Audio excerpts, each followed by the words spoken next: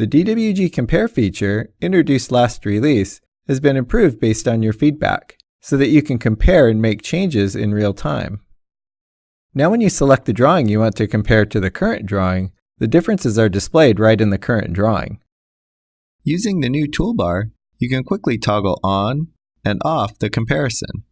When you make changes to the current drawing, the differences are highlighted in real time. Select the objects from the compared drawing and import them into the current drawing in real time.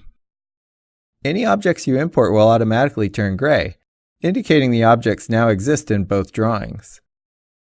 You can also export both drawings to a new snapshot drawing that combines the differences between both drawings.